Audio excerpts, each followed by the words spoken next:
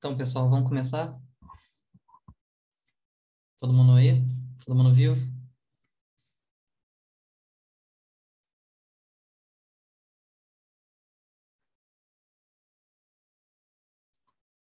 Bora.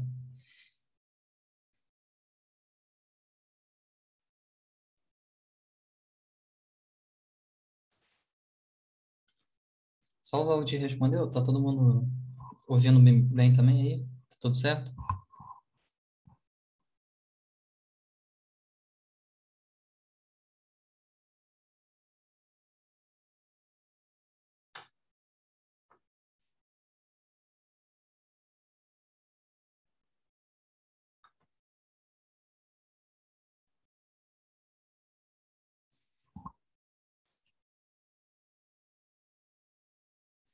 Bom, vou considerar que vocês estão ouvindo então. Vamos lá, pessoal. Continuando aqui aquela revisão de questões que a gente estava fazendo, separei mais algumas aqui para vocês, para a gente exercitar para a prova. Essa questão aqui é do Enem 2015 e ela é muito parecida com outra questão que a gente fez também, sobre som. Ela diz assim, ó: quando adolescente, as nossas tardes após as aulas consistiam em tomar as mãos o violão e o dicionário de acordes de Almir, não sei falar esse nome, e desafiar nosso amigo Hamilton a descobrir, apenas ouvindo o acorde, quais notas eram escolhidas. Sempre perdíamos a aposta. Ele possuía ouvido absoluto. Vocês sabem o que é ouvido absoluto?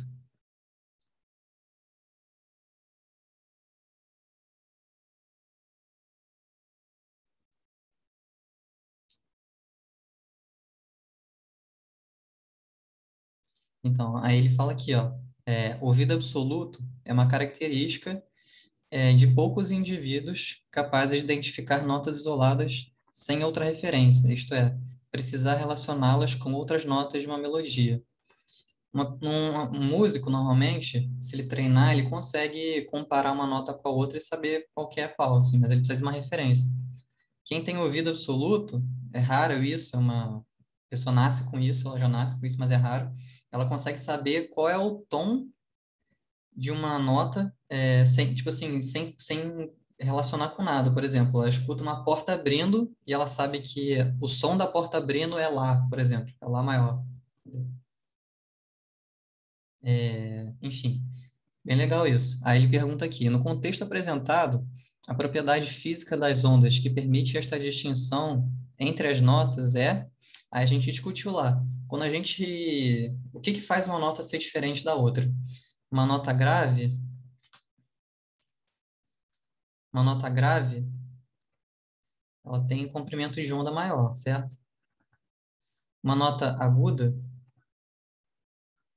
ela tem comprimento de onda menor. E a grave um comprimento de onda menor. Então, é, a velocidade do som no ar não muda, né? Porque para distinguir, lembrando lá, velocidade é igual comprimento de onda vezes a frequência. Isso aqui é comprimento de onda.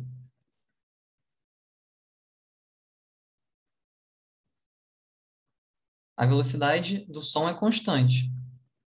Então, o que que muda para a gente para poder distinguir uma nota mais grave e uma mais aguda? É o quê? Isso aí. Uma nota mais alta, ela tem uma frequência mais alta.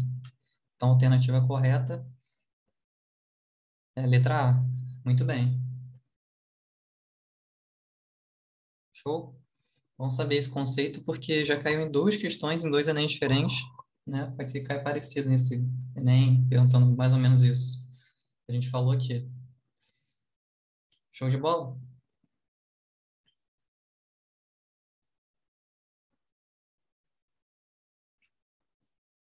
Vamos lá. Isso aí, show de bola. Vamos para outra questão aqui também sobre ondas. É, Parece que é um pouco complicado porque tem dois gráficos aqui, mas vamos ler com calma para ver se a gente consegue entender. A figura um apresenta o gráfico da intensidade em decibéis, tá? Aqui,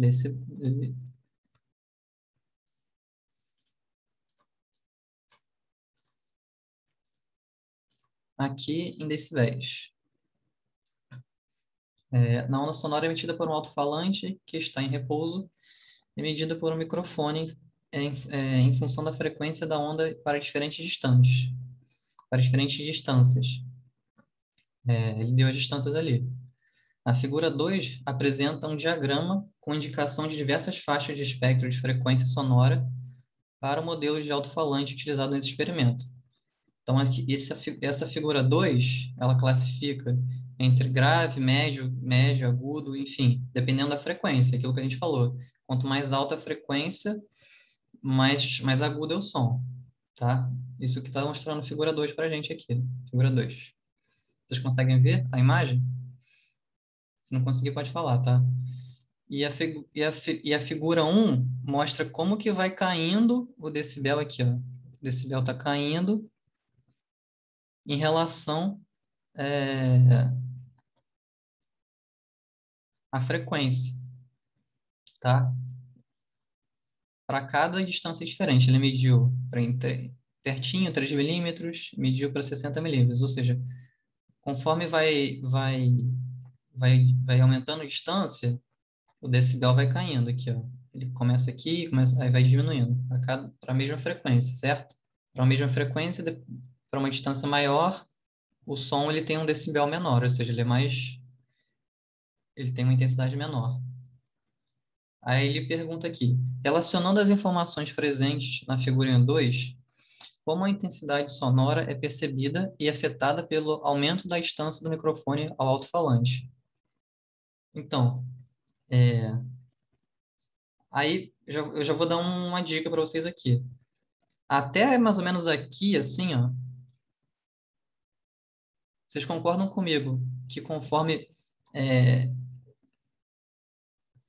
conforme ele vai ficando mais agudo, ele vai caindo os decibéis aqui, vai diminuindo. Conforme mais agudo, menor vai ficando a intensidade de captação no microfone. Concorda comigo? Até mais ou menos aqui 300. Então, aqui em 300, mais ou menos, ele está aqui, ó, 250. Aí vamos supor que aqui seja 300. Então, na faixa aqui grave, o que está acontecendo? Na faixa grave, vamos ver quem que fala de grave aqui. Grave fala isso aqui, ó.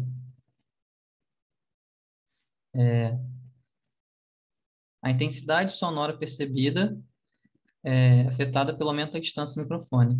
Então, conforme vai aumentando a distância, a intensidade ela diminui, porque ela está caindo aqui, certo?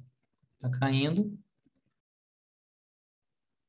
nas faixas graves. Então, até 300, a intensidade diminui nas faixas graves. Depois ela varia aqui, doido. Mas vocês concordam comigo que a C está certa? Eu já vou marcar aqui para vocês para ficar mais fácil para a gente avaliar.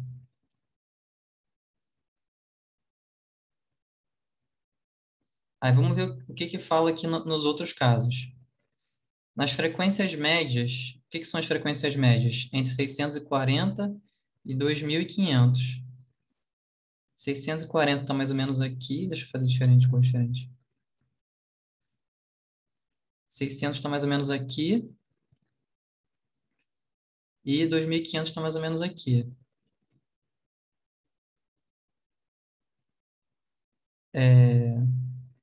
Ele fala que aumenta na faixa das frequências médias. Mas não aumenta, né? Essa aqui está mais ou menos constante, essa aqui está subindo, essa aqui, na verdade, aqui está até caindo um pouco, né? E essa aqui está constante. Então, para a faixa média, você não pode afirmar nem que aumenta, nem que diminui, certo? Agora, vamos ver nas faixas médias, a gente já viu que não varia muito. Vamos ver nas agudas agora.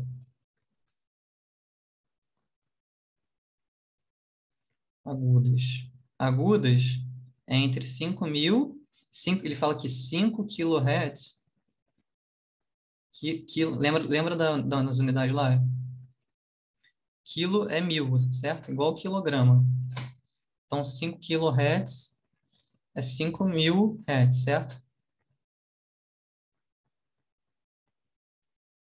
aos 5.000 Hz. Aí vamos ver aqui no gráfico. 5.000 está aqui, mais ou menos aqui assim, e 20.000. 20.000 está mais ou menos aqui assim, no final do gráfico. Então, entre 5.000 e 20.000, conforme aumenta a frequência, a intensidade diminui. Vamos ver aqui. Ele quer saber a intensidade sonora percebida conforme aumenta a distância. Conforme aumenta a distância, nas faixas agudas, a intensidade diminui. Só que aqui, ele não tá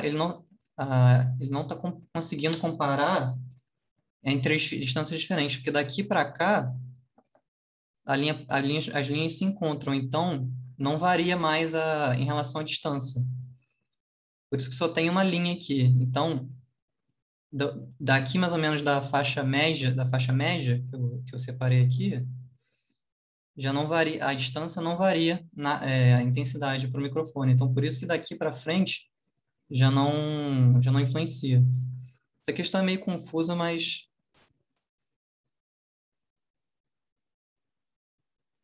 se você for descartando aqui, você vai ver que o único lugar que varia em relação às distâncias é aqui nessa faixa que tem as linhas separadas, certo? Essa e essa. Para cada linha, vocês vão vendo que conforme aumenta a distância ali, ó, 3 milímetros, 25 milímetros, 51, conforme vai aumentando a distância, a intensidade diminui até mais ou menos aqui, 300, certo? Então, a alternativa correta dessa é a C. Se não me engano, é a C. Essa questão é mais complicadinha aqui, porque tem que comparar esses dois gráficos aqui. Vocês conseguiram entender essa questão? Essa foi caiu no Enem 2016. Não precisa fazer conta, é só interpretação de gráfico, mas é chatinho porque tem dois gráficos aqui. Alguém mais está aí, além do Valdir? André, Emanuele?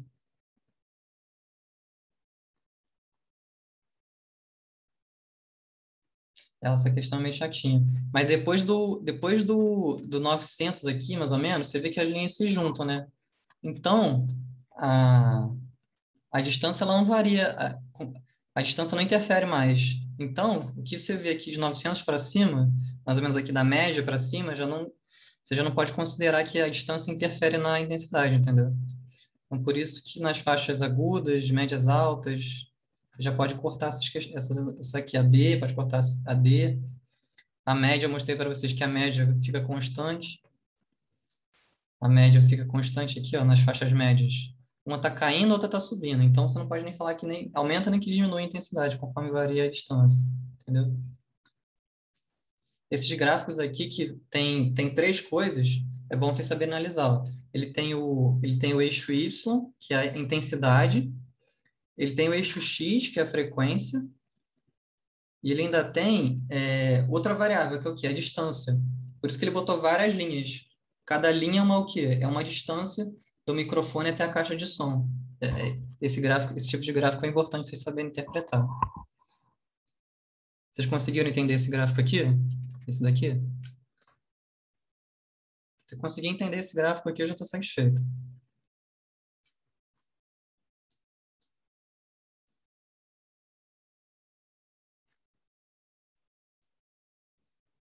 Conseguiram?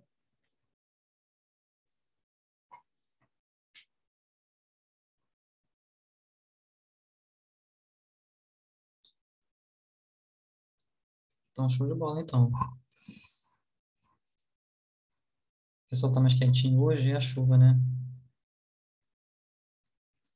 Ah, essa aqui eu na Canelê em 2016, sobre a usina Itaipu. Essa questão aqui, ela só precisa. Eu vou até botar as partes que fica mais fácil a gente analisar. Vamos ler o enunciado com calma, porque essa aqui tem que prestar atenção também. Para resolver essa questão, a gente só precisa de uma fórmula, que é de energia potencial gravitacional, que é aquela lá. Energia gravitacional é o quê? mgh, né? Massa vezes a gravidade vezes a altura. Só essa fórmula que a gente usa nessa questão. Aí vamos ler o enunciado. A usina de Itaipu é uma das maiores elétricas do mundo em geração de energia. Mas vamos ler com calma agora. Ele tem 20 unidades geradoras e 14 mil... Eita, o que aconteceu aqui? Ela tem 20 unidades e 14 mil de potência total instalada. Apresenta uma queda de 118 metros e uma vazão de 690 metros cúbicos de água por unidade geradora.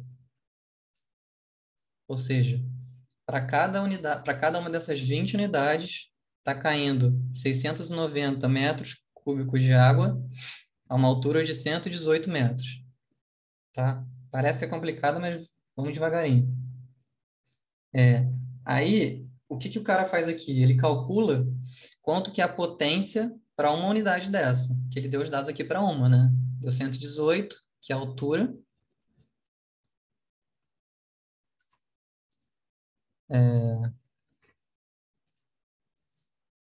A altura, 118,4 metros. A massa da água, ele dá aqui, ó, na verdade, ele dá o volume e dá a densidade. Então, a massa é o volume vezes a densidade, né? Aí a massa vai ser igual a 690, né, metros cúbicos por segundo, a gente esquece por enquanto, vezes a densidade. A densidade da água é quanto? 1.000 quilos por metro cúbico. Aí, se a gente multiplicar isso daqui, você vai ver que vai cortar esse metro cúbico com esse metro cúbico e vai ficar aqui, ó, só em quilo. Então, por isso que vai achar a massa, a nossa massa aqui. E a última coisa que falta é a gravidade. A gravidade, ele deu pra gente que é 10 metros por segundo. Show? Então, ele deu todos os dados para a gente jogar naquela fórmula lá de cima. Então, vamos fazer com calma aqui.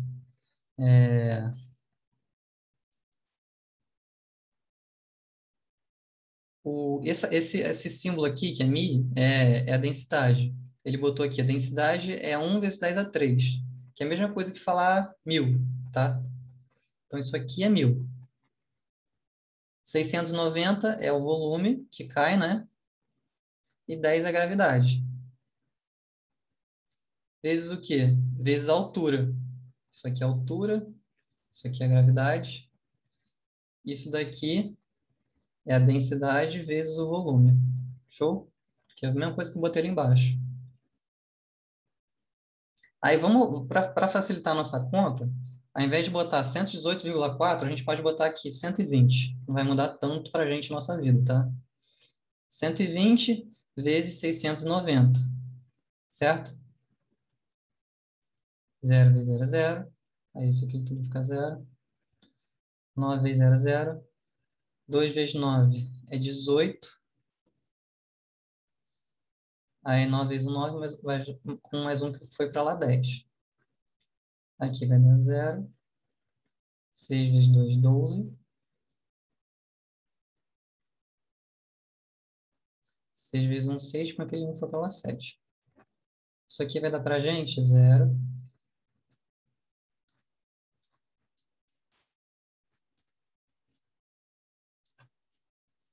Vai dar para a gente aqui 0, 0, 8, 2, 8. O que é isso aqui? Isso aqui é o volume vezes a altura. Então, vamos botar aqui embaixo. Potência vai ser igual a 8, 2, 8, 0, 0, vezes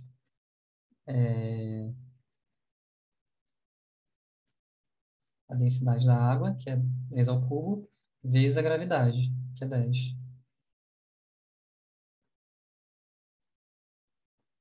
E aí, se vocês juntarem esse montoeiro de zero aqui, vocês vão achar mais ou menos que é isso aqui, ó. 828 vezes vezes 10 a sexta, né? Que 1, com mais 2 aqui, 3, com mais 3, 6. Aí, por que que ele chamou de... Ele estava em watt, ele chamou de megawatt, porque mega é 1 milhão, né? Quilo é 1.000, mega é 1 milhão. Então, isso aqui vai ser igual a 828 megawatts. Deu quase a mesma coisa aqui, 828 e 816. Vamos, como as unidades aqui nas respostas são bem diferentes, a gente pode fazer essa aproximação para ficar mais fácil para a gente, beleza? Aí vamos lá, isso aqui é uma unidade das 20 unidades geradoras. Isso aqui é uma unidade. Tem 20 lá. Aí ele fala que, voltando no enunciado, são 14 mil megawatts, certo? Em 20 unidades. Aí ele dividiu aqui 14 mil por 20 para achar quanto que era em uma unidade. 2 vezes 7 é 14, né? Então, 14 dividido por 2, 7. Aí ele só cortou esse zero com esse zero aqui e achou 14 mil dividido por 2, 700. Beleza? Aí agora vamos lá. É, na teoria, deveria gerar 700 megawatts. Mas aqui a gente calculou 828. Isso aqui é quanto deveria gerar na prática aquela quantidade de água caindo. Mas por que não é 828 na prática, é 700? Porque ele tem uma perda ali deve ser atrito com as partes mecânicas, enfim. Aí tem essa perda. Então a gente quer descobrir qual que é a potência útil. A potência útil é o quê? É a teórica menos a útil, né? A total menos a útil, a potência dissipada. A gente acha a potência dissipada é a potência total menos a útil. Porque a útil mais a dissipada é igual a total, certo? Quanto que é útil mais quanto que eu perdi vai ser igual ao total. Então, 828, que é o total, menos a potência útil lá, que é 700.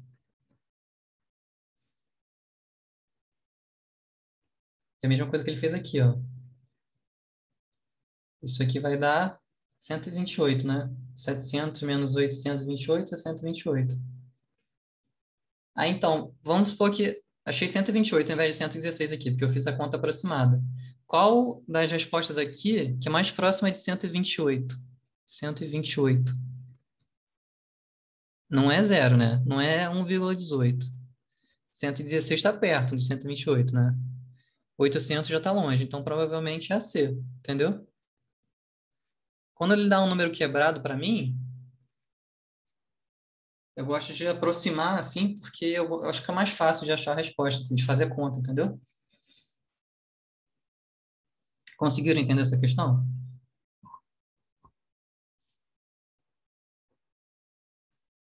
Show de bola. Obrigado, Valdir.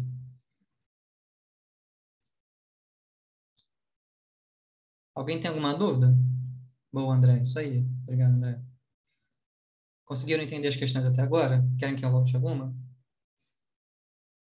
Se quiser, é só falar que eu paro, tá? Obrigado, Manu.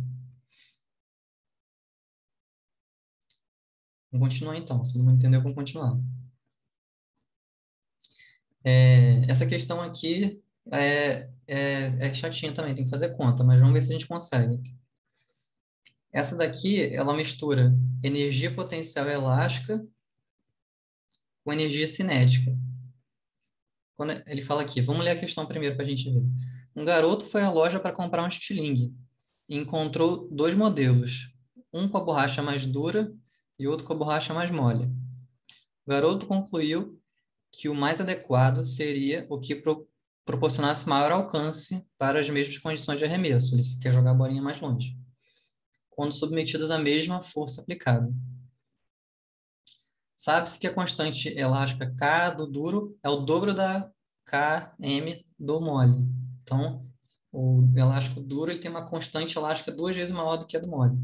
Lembrando lá que constante elástica é igual a quanto que eu preciso botar de força para deformar uma distância X aqui em metros, certo?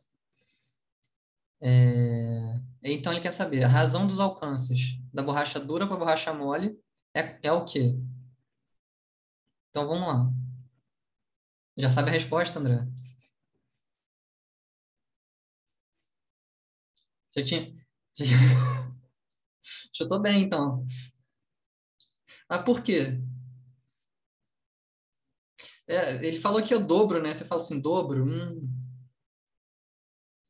Mas por quê? Não pois é o dobro. Mas não é contra-intuitivo, assim, você botar uma borracha mole, uma borracha mais dura, na sua cabeça, você não acha que deveria jogar mais longe a bolinha ou não? Você não acha que a borracha mais dura tinha que ser mais forte do que a mole? Então, mas não é. Aqui, ele quer a razão é, da distância da dura para a distância da mole, ou seja, a distância da dura é metade da distância da mole.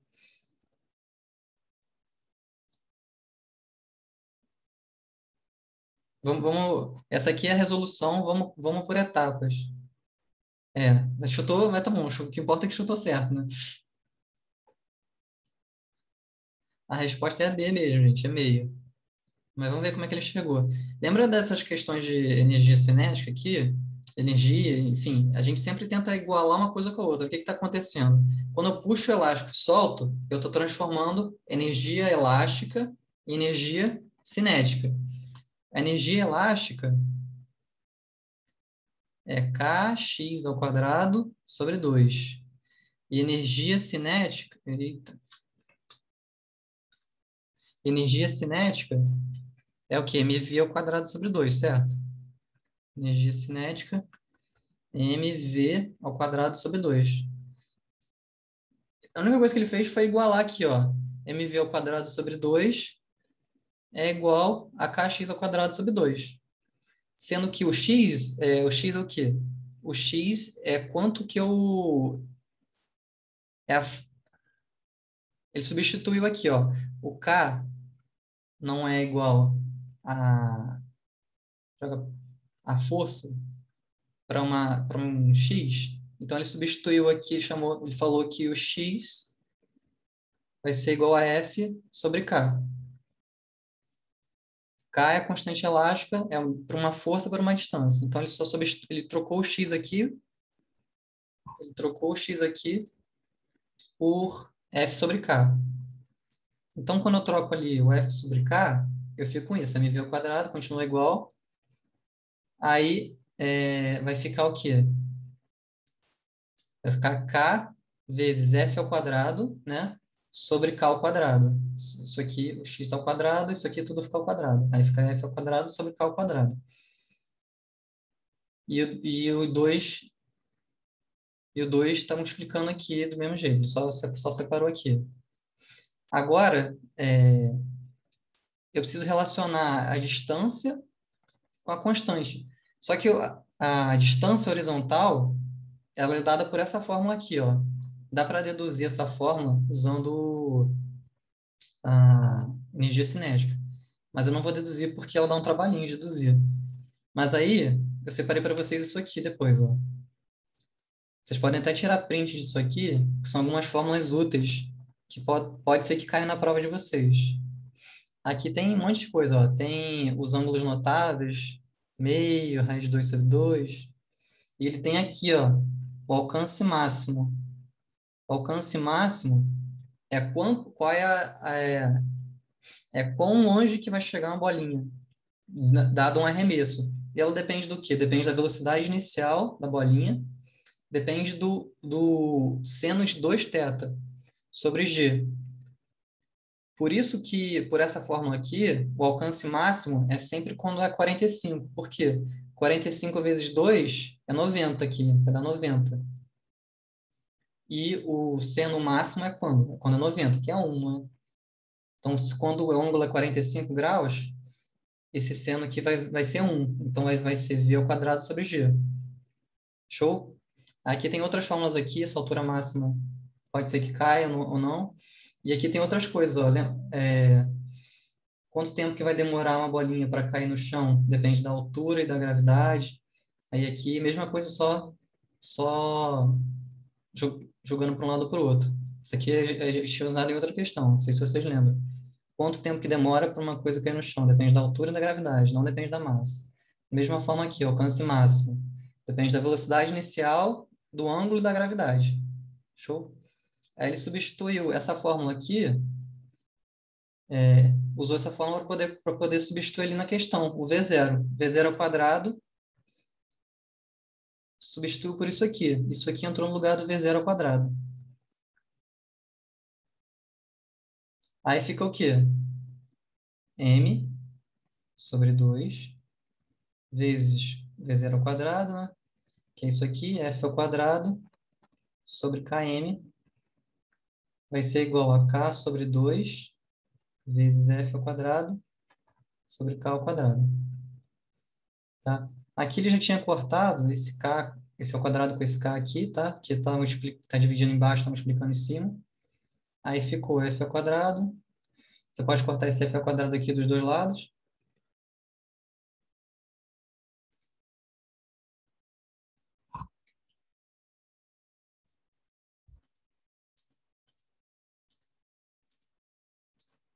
Não pode assim.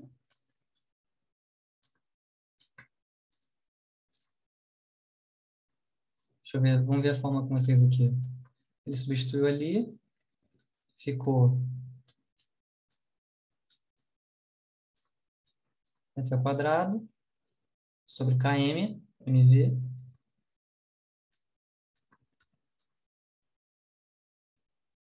Ah, tá. Ele, na verdade, ele substituiu ao contrário. Ele substituiu essa fórmula aqui nessa aqui de baixo. Deixa eu apagar. Desculpa, gente.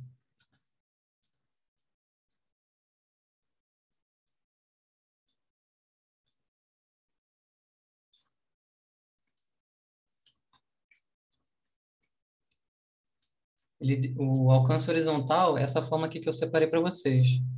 D igual a V ao quadrado, seno de 2θ sobre G. E aí, no final disso aqui tudo, sobrou o quê? F ao quadrado, ele separou o V0 ao quadrado, né?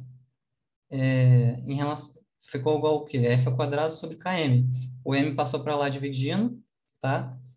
O 2 ele cortou, que está dividindo por 2 dos dois lados. E esse K ele cortou com esse K ao quadrado aqui. Por isso que ficou só K embaixo dividindo. Agora sim, ele substituiu esse V ao quadrado nesse V ao quadrado da fórmula do alcance máximo, que é o quê? O alcance máximo é V ao quadrado, seno de 2θ sobre G. E aí, troca o V ao quadrado por isso aqui. Trocando o V ao quadrado por F ao quadrado sobre Km, fica... Finge que isso aqui não existe mais, fica F ao quadrado sobre Km, e tem um G aqui, multiplica pelo G aqui. Então, isso aqui tudo é para dizer basicamente para a gente o quê? Que a distância máxima ela é inversamente proporcional à constante elástica, ou seja, se eu tenho uma borracha mais dura, uma constante elástica maior, eu vou ter uma distância menor inversamente proporcional. Ou seja, se o K da dura é 2 vezes maior, eu vou ter uma distância 2 vezes menor aqui, no D. Então, por isso que a certa é 1/2. Por quê? A borracha dura, ela tem uma constante elástica 2 vezes maior, que ele falou para mim, então o D vai ser a metade. Então, o André acertou por intuição aqui, mas foi bem.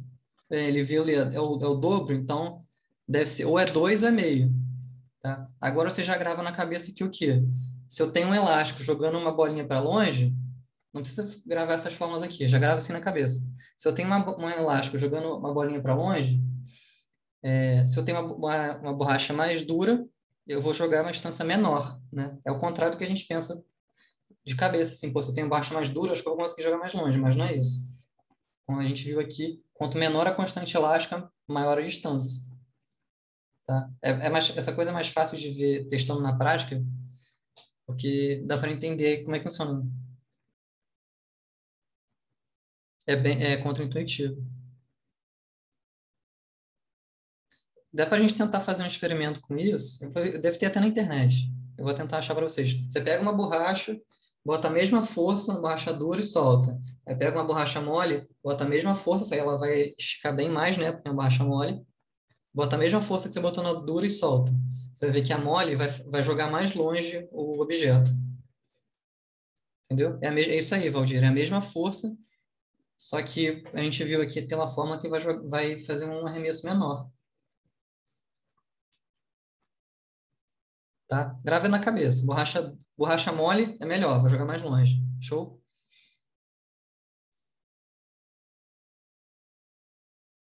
Essas coisas de física é bom a gente gravando, que nem essas fórmulas aqui de alcance. A gente sabe, não precisa gravar a fórmula, mas sabe o quê? Que o tempo para uma coisa cair não depende da massa, só depende da o quê? Da altura e da gravidade, entendeu? O alcance máximo é quando? O alcance máximo é 45 graus. Por quê? Porque o seno é seno de 2 θ. Quando 45 graus aqui, 2 vezes 45 é 90. E aí o seno vai dar 1, que é o valor máximo que pode dar o seno aqui, entendeu? Essas coisinhas a gente vai gravando, que eu acho que vai ajudar vocês. Show? Essa questão aqui, tem várias formas de resolver essa questão aqui. Eu acho que dá tempo de fazer. Não sei se dá tempo. Vamos fazer uma questão mais fácil, que essa aqui demora um pouco mais. Aí deixo aquela ali para outro dia. Essa aqui é mais curtinha, vai resolver mais rápido, tá? E eu não atrapalho a aula da Laura. Show? Laura tá aí já, né? Que eu vi você entrando. Sim. Então, pessoal, quando eu falei com vocês sobre circuito, eu falei de resistor, né? E falei de potência. Mas eu não falei de capacitor. Vocês sabem resolver questão de capacitor?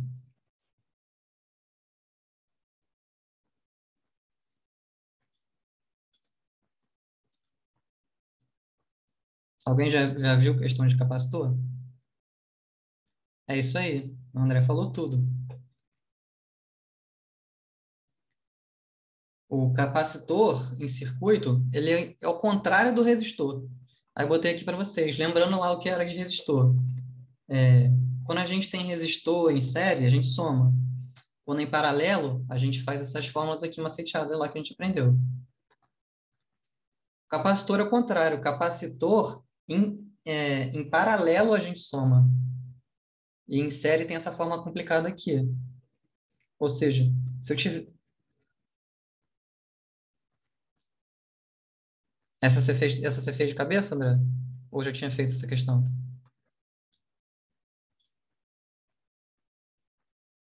Ah, moleque, isso aí. Viu? O André tá ligeiro. Isso aí. Quando tem capacitor em série é o quê? É isso aqui, ó. Em série. Quando tem capacitor em série, é o contrário da resistência. Porque se eu tiver resistência em série, eu estou somando, certo? Mas quando eu tenho em série, eu tenho que usar essas fórmulas aqui, ó. Aquelas fórmulas maceteadas lá. Se eu tenho N capacitores, eu posso usar essa aproximação aqui, né? Que é capacitância equivalente. Que nem o Valdir falou, capacitância. Alguém falou capacitância, enfim. É igual o C de cada um sobre o N e aquela fórmula de vezes um vezes outro sobre um mais outro. Então, ele quer saber aqui, ele vai substituir, enfim, tá um astronauta, numa estação espacial, o rádio pifa. E aí ele tem que trocar dois capacitores, que são de 3 e 7. Isso aqui é Faraday, uma unidade de capacitor. Enfim, 3 e 7. Estavam ligados em série. Em função da disponibilidade, foi preciso substituir por um único capacitor que cumprir a mesma função, ou seja, ele quer um capacitor equivalente em série de 3 e 7. Aí a gente, se está em série, a gente tem que usar, para o capacitor, a gente usa essa forma aqui. 3 vezes 7, né? Que vai dar 21, sobre 3 mais 7, que vai dar 10. Então, o 10 ele está entrando, botando uma vírgula aqui, né? Esse aqui, a vírgula vai daqui para cá, ou seja, vai dar 2,1.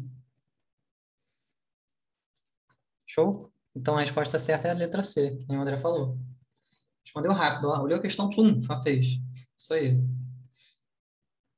Show, gente. Essa aqui dá um pouquinho mais de trabalho, eu vou resolver com vocês outro dia, vou passar para a Laura aqui agora. Show?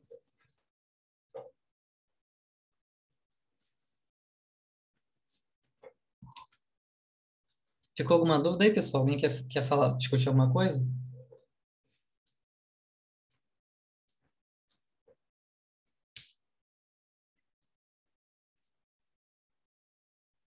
Então tá show. E Laura, tudo bem? Oiê, tudo bem? Tudo bem, graças a Deus. Bem também.